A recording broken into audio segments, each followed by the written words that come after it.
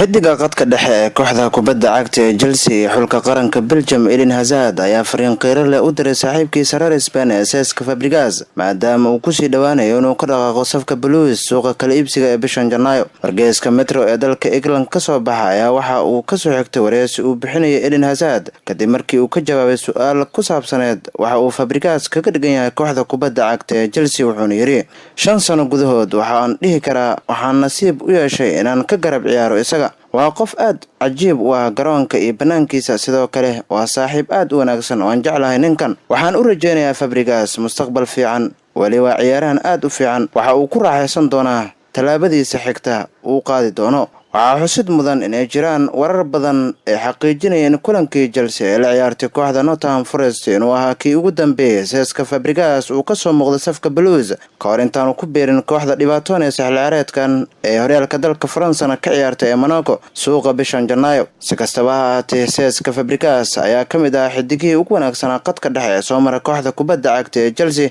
wuxuuna kula guuleystay 2 horyaal oo horyaalka dalka Ingiriiska ee Premier League iyo weliba koobka faca weyn ee FA Cup.